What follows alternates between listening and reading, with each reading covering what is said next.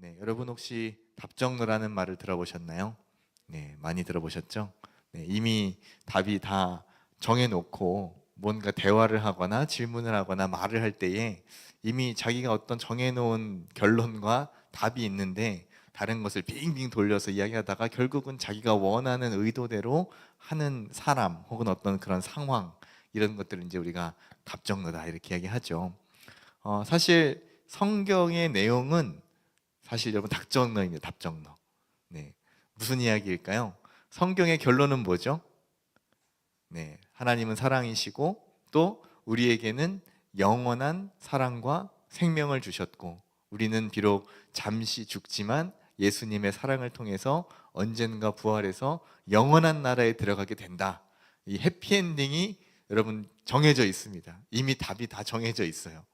그래서 우리는 이 답정너인 성경과 하나님이 우리에게 주신 이 사랑을 성경을 통해서 보고 또 이것을 누리는 삶이 바로 우리의 신앙생활입니다. 그래서 세상에서 말하는 답정너는 별로 안 좋은 의미로, 부정적인 의미로 사용되지만 신앙 안에서, 이 하나님의 사랑 안에서 쓰이는 이 답정너는 굉장히 좋은 의미라고 할 수 있겠죠. 그래서 예수님께서 우리에게 주신 사랑, 우리 지난주에는 먼저 찾아오신 사랑에 대해서 말씀을 나누었는데 오늘은 함께 하시는 예수님의 사랑에 관해서 함께 이야기를 좀 나누려고 합니다. 그래서 하나님께서는 이 답정너, 이미 정해진 결론을 가지고 우리에게 다가오시고 사랑을 베푸시지만 그러나 그 결론을 내기 위하여 과정을 무시하시는 분은 아닙니다. 하나님께서는 그 모든 과정 가운데 함께 하시고 또 우리와 동행하시고 우리에게 공감하시고 또 우리에게 위로를 주시는 분이 바로 우리 하나님이라는 뜻입니다. 뭔가 결론이 정해져 있다는 건 좋은 것이지만 너무 그것만 이야기하면 좀 답답할 수 있죠. 내가 몰라서 그러는 거 아닌데, 저도 다 아는데. 근데 그게 잘 안 돼서 그런 것뿐이죠. 그래서 이 과정을 함께 이해하고 동행해주는 존재, 그런 사람. 우리는 그런 사람들에게 마음을 열고 끌리고 또 다가가게 됩니다. 예수님께서도 이미 모든 능력과 모든 지혜와 모든 권세를 다 가지시고 모든 정답과 해답과 문제 해결과 그 능력을 다 가지고 계신 분이 예수님이시지만 그러나 그 가운데에서 우리 과정에 함께 참여하신다는 뜻입니다. 오늘 이 과정 중에 있는 한 가족이 있습니다. 삼남매예요. 그래서 오늘 이 말씀에 보면 오늘의 말씀의 주인공인 세 사람이 나옵니다. 나사로, 첫째 오빠 나사로, 둘째 마르다, 그리고 막내 마리아가 있습니다. 첫째가 큰 오빠고 둘째 여동생, 셋째 막내 여동생, 이렇게 세 남매예요. 그런데 어느 날 이 세 남매는 큰 오빠가 갑자기 병을 얻어서 죽게 되었습니다. 근데 이 가족이 굉장히 예수님을 잘 섬기던 가족이에요. 한마디로 믿음이 굉장히 좋은 그러한 삼남매였다는 뜻입니다. 그래서 예수님께서 예루살렘 인근과 유대 지역에서 사역을 하실 때에 항상 어디에 계셨냐면 낮에는 예루살렘 성 안에 들어가서 그 공회 회당 안에서 말씀을 가르치시고 또 사람들과 대화도 나누시고 여러 가지 사역들을 하시다가 날이 저물어서 이제 좀 쉬어야 되시잖아요. 잠도 주무시고 그럴 때는 어디 가셨냐면 바로 이 나사로와 마르다와 마리아의 집에 와서 여기서 이제 잠도 주무시고 또 식사도 대접 받으시고 그렇게 휴식을 취했던 쉼터가 바로 이 나사로의 집이었다는 것입니다. 그래서 이 나사로가 있는 이 베다니라고 하는 지역은 예루살렘에서 그렇게 아주 멀지 않은 지역입니다. 조금만 이제 걸어가면 함께 갈 수 있는 그러한 지역이었는데 예수님만 대접한 것이 아니라 또 예수님을 따르는 누가 있죠? 제자들도 있죠. 제자들도 있고 함께 따르는 사람들이 있는데 이 사람들까지 함께 여기 이 집에 머물면서 이 많은 사람들의 식사 대접과 또 이제 뭐 잠자리 마련하는 것과 이런 잡다한 것들을 이 세 사람이 아주 마음을 다해서 성심성의껏 예수님을 대접하고 그렇게 섬겼던 그러한 집안입니다. 자, 그렇다면 여러분 하나님을 이렇게 잘 섬기고 또 믿음이 좋고 아주 신앙생활 잘하고 있는 이 집에는 하나님 어떻게 하셔야 되죠? 복을 주셔야죠. 여러분 생각하는 복은 뭘까요? 네, 건강하고 잘 되고 네, 대학 잘 들어가고 또 이제 시험 잘 되고 또 취직 잘 되고 이제 연봉 높아지고 좋은 회사 취직하고 그런 거 아니겠어요? 우리가 생각한 일반적인 어떤 복이라고 하는 것은, 그리고 좋은 배우자 만나서 결혼도 잘 하고 또 평안하게 행복하게 잘 살고 좋은 시댁 또 좋은 처가 만나고 그런 거 아니겠어요?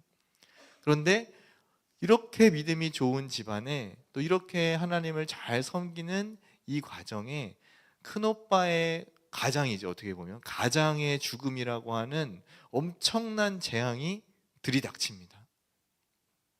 어떻게 할 수가 없어요.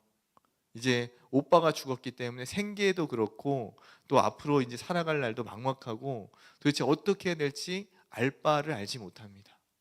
그래서 예수님께 빨리 연락을 드려라. 예수님께 빨리 연락을 드려라. 예수님께서 이 소식을 들으셨어요. 그래서 내가 그 집으로 가야겠다. 갔습니다. 그랬더니 이미 어떻게 됐죠? 나사로는 아프다는 소식을 듣고 가보니 이미 죽었습니다. 그리고 예수님이 도착했을 때는 이미 나사로의 숨이 끊어져서 며칠이 지났냐면 벌써 나흘이나 지났어요. 4일이나 지났습니다. 이 유대 이스라엘 지역이 물론 습하지는 않지만 기온이 상당히 높다는 점을 감안할 때에 나흘 지났으면 이미 시신이 어떻게 되죠?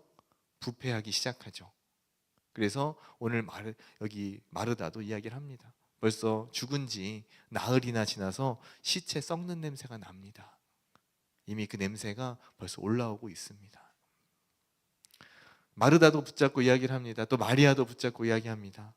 예수님께서 우리 오빠가 아플 때 죽기 전에 만약에 여기에 계셨더라면 우리 오빠가 죽지 않았을 것입니다.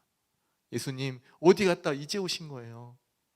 우리 오빠가 아플 때 다른 사람들 다 고쳐주시고 다른 병자들 다 일으켜 주셨으면서 중풍병자도 살리시고 눈먼 자도 눈뜨게 하고 귀머거리는 듣고 말 못하는 사람도 말하게 하시는 분인데 도대체 어디 갔다 오신 거예요? 예수님만 그때 이 자리에 계셨으면 아무 일도 일어나지 않았을 텐데 우리 오빠가 이 죽음 가운데서 살릴 수 있었을 텐데 어디 갔다 오신 거예요? 그렇게 예수님께 물론 그렇게 한다고 해서 죽은 오빠가 살아나리라는 생각은 안 했지만 너무 답답하고 슬픈 나머지 예수님을 붙잡고 자신의 그 슬픔을 하소연하고 있습니다. 예수님은 사실 예수님 입장에서 보자면 이건 이제 마르다와 마리아의 입장이고 사람들의 관점에서 보자면 너무나 슬프고 돌이킬 수 없는 큰 재앙이지만 예수님의 관점에서 보자면 지금 이 나사로가 죽은 것은 어떻게 할 수 있을까요? 예수님이 다시 살리실 능력이 있으십니다. 언제라도 이것은 다시 하나님께서 돌이킬 수 있는 일이에요. 그런데 예수님은 정답을 먼저 얘기하지 않으십니다. 그래, 죽었지. 괜찮아. 내가 살려낼 거야. 한마디 하고 나사로야 나오라. 바로 이야기하셨으면 되잖아요. 그리고 어떻게 보면 죽기 전에 오셨어도 되고 죽은 다음에도 괜찮아 걱정하지 마 내가 살릴 거야 하고서 그냥 정답 이야기해 주시고 바로 살리셨으면 되잖아요. 그런데 예수님은 그렇게 하지 않으세요. 슬퍼하고 있는 이 마르다와 마리아에게 다가가셔서 같이 울어주십니다. 슬피 우셨어요.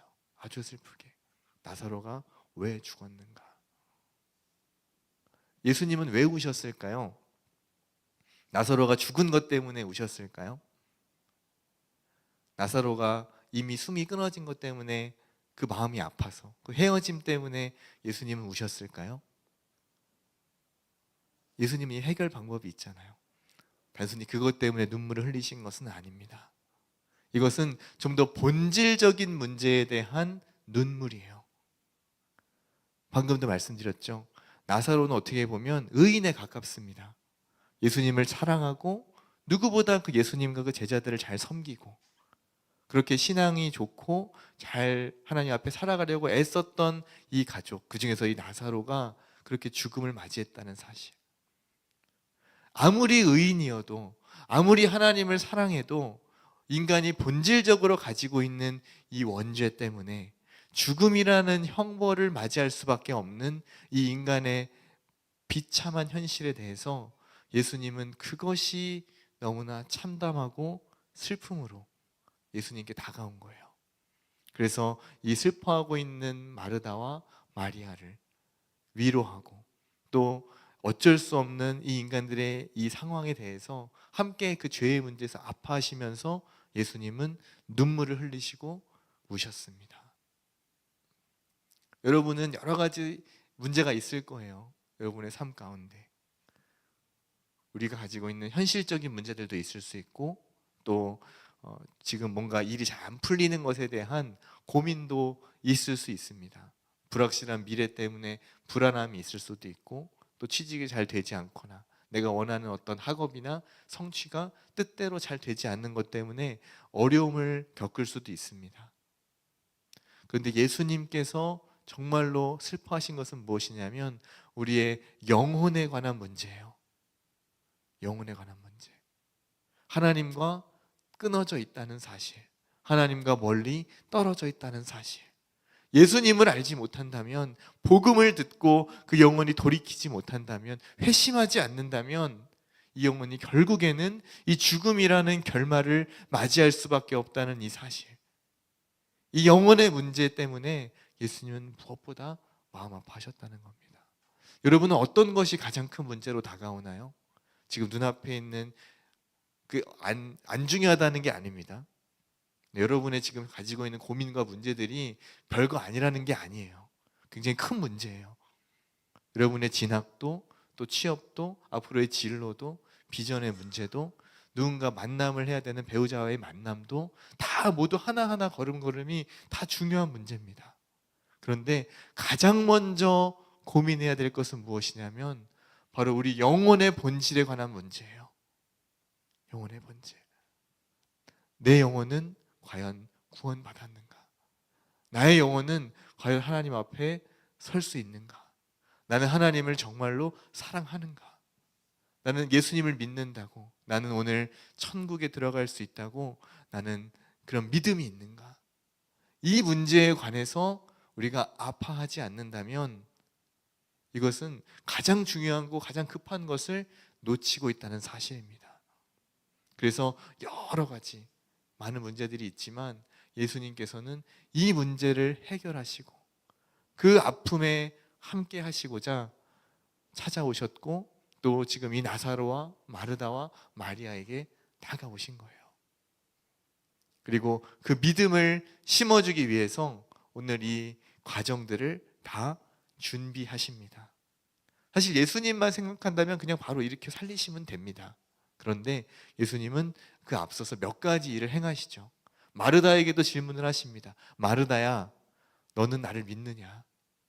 예수님 믿죠. 예수님이 뭔가 원하시면 하나님께서 그 일을 하실 줄 믿습니다. 자, 그러면 죽은 자를 살릴 것도 믿느냐? 믿죠. 너희 오라비 나사로가 살아날 것이다.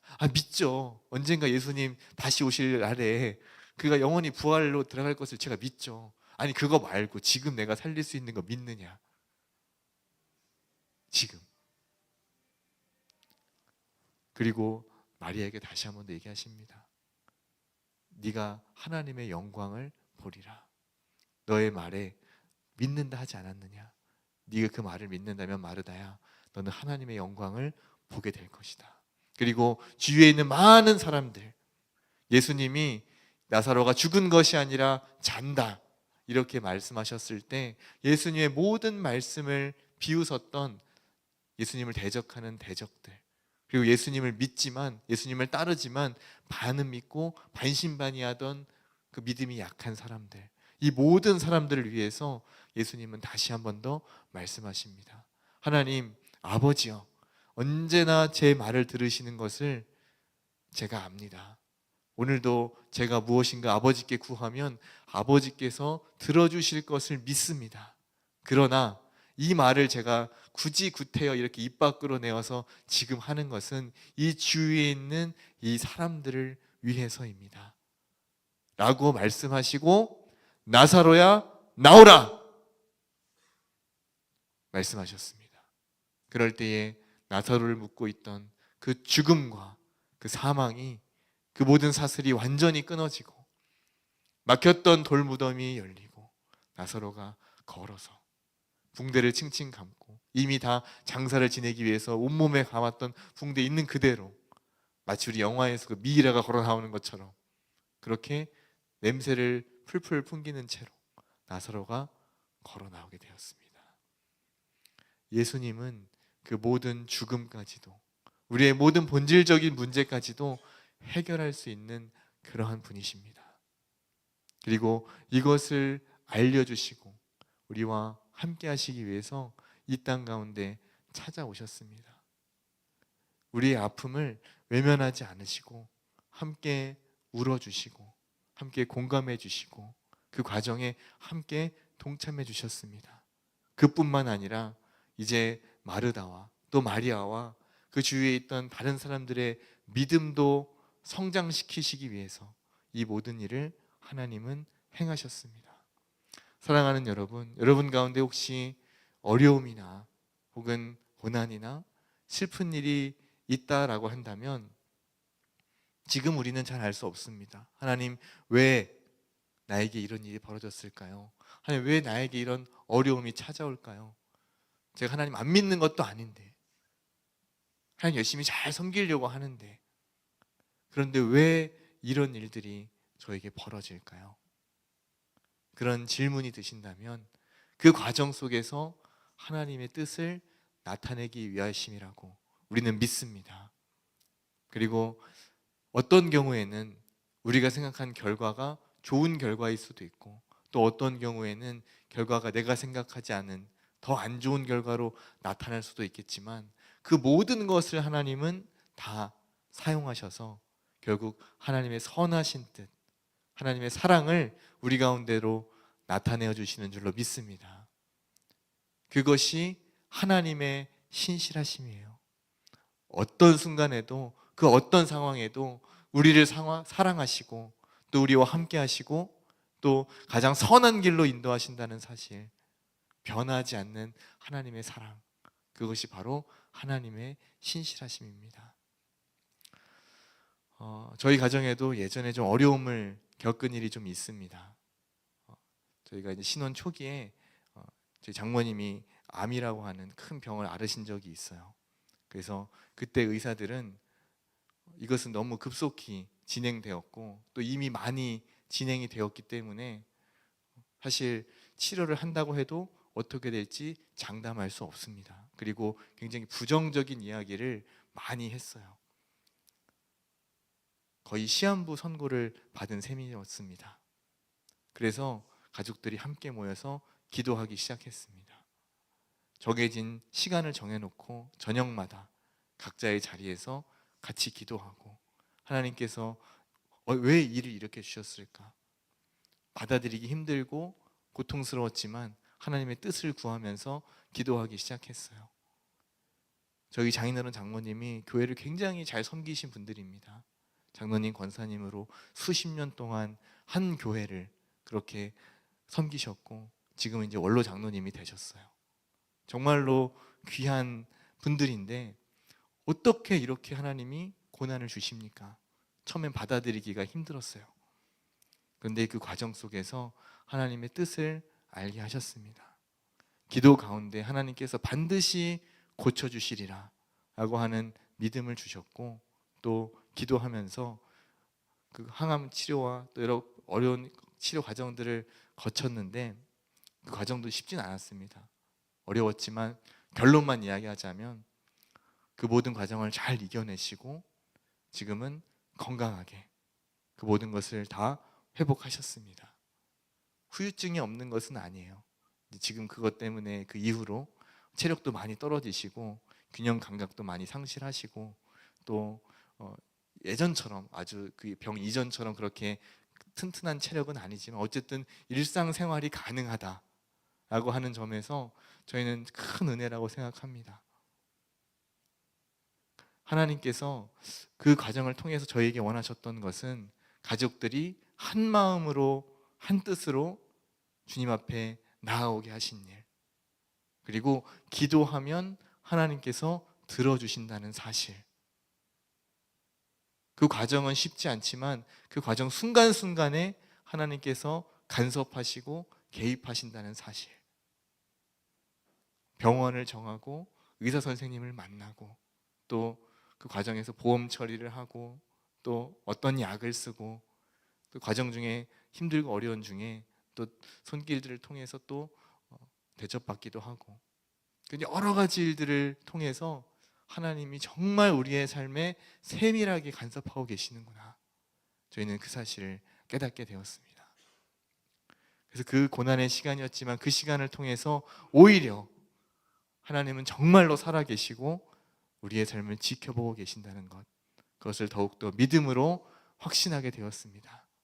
사랑하는 우리 청년 여러분, 하나님은 우리와 언제나 함께 하십니다. 여러분이 지치고 힘든 순간에도, 어려운 순간에도, 슬픔을 당할 때에도, 고난 중에도, 또 잘 되고 기쁠 때에도, 또 여러분이 또 즐거울 때에도, 행복할 때에도, 우리의 인생을 살아가는 그 모든 순간 가운데 하나님은 언제나 함께 하십니다. 그리고 우리를 위로하시고 때로는 우리와 함께 기뻐하시고 우리와 함께 동행하시며 함께 우리의 삶을 살아가는 그러한 분이 바로 우리 하나님이라는 사실, 우리 청년들 확신하고 그 주님을 끝까지 신뢰하며 나아가시길 바랍니다. 그럴 때 우리의 믿음이 흔들리지 않고 끝까지 하나님을 바라보며 나아갈 수 있는 줄로 믿습니다. 언제나 함께 하시는 사랑, 언제나 우리와 동행하시는 사랑, 언제나 우리와 함께 손붙잡고 가시는 그 주님의 사랑을 기억하며 날마다 주님 의지에 나아가는 우리 귀한 청년들이 다 되시기를 주님의 이름으로 축복합니다. 함께 기도하겠습니다. 기도하실 때에 먼저 여러분, 혹시 여러분 안에 다른 누구에게 말할 수 없는 어려움이 있다면 이 시간 하나님 앞에 여러분의 어려움들을, 그 마음속에 슬픔이나 혹은 괴로움이나 답답함을 주님 앞에 내어놓으시기 바랍니다. 소리를 내어서 말하기가 어렵다면 여러분 마음 가운데, 마음속으로 예수님을 찾으세요. 그리고 주님의 이름을 부르면서 여러분의 그 마음속에 있는 답답함을, 여러분의 슬픔을 주님 앞에 쏟아내시기 바랍니다. 이렇게 한다고 뭐가 달라지겠어? 이렇게 한다고 뭔가 변화가 있을까? 의심하고 불신하는 마음이 우리 가운데 들어올 수도 있습니다. 그러나 우리가 믿음으로 나아갈 때 하나님이 언제나 우리와 함께 하시고 언제나 우리의 걸음에 동행하시고 우리를 위로하시며 때로는 어려운 순간 가운데서도 잊지 않고 항상 내 옆에 계신다는 사실을 우리가 기억하며 나아간다면 우리의 기도를 들으시고 하나님의 선하신 뜻 가운데 역사하실 것입니다. 사랑하는 여러분, 주님 앞에 기도하며 또 간구하며 나아가겠습니다. 다 같이 기도하겠습니다. 사랑과 은혜가 풍성하신 하나님, 언제나 우리와 함께 하시는 그 주님의 크신 사랑, 놀라우신 사랑 우리가 기억합니다. 우리는 죄로 인하여서 하나님을 멀리 떠났지만 우리를 끝까지 포기하지 않으시고 먼저 찾아와 주시고 우리의 손을 붙잡으시며 언제나 우리와 동행하시는 그 하나님의 큰 사랑을 우리가 경험합니다. 나사로를 살리고 또 마르다와 마리아의 믿음을 성숙하게 하신, 성장하게 하신 그 예수님의 사랑이 오늘 우리 모든 청년들에게 또 함께 예배하는 모두에게 다시 한번 찾아올 줄로 믿습니다. 하나님, 우리의 삶 가운데 역사하셔서 하나님을 바라보게 하시고 하나님을 찾게 하시고 하나님의 손을 붙잡고 예수님의 그 옷자락을 붙잡으며 주님과 함께 나아가는 우리 모두가 될 수 있도록 인도하여 주옵소서. 때때로 낙심하고 싶고 넘어지고 싶고 또 다 내려놓고 포기하고 싶을 때에 그때에 찾아오셔서 하나님의 그 따뜻한 손길로 온유하신 음성으로 다시 우리를 위로하여 주시고 일으켜 세워주시고 다시 나아갈 수 있도록 인도하여 주시옵소서. 우리 청년들의 삶에 늘 함께 하시며 항상 위로를 주시며 언제나 힘을 주실 줄로 믿습니다. 하나님, 우리 청년들의 마음을 만져주시고 다듬어 주시고 강하게 하여 주시고 믿음으로 승리할 수 있도록 인도하여 주옵소서. 언제나 함께 하실 주님을 기억하며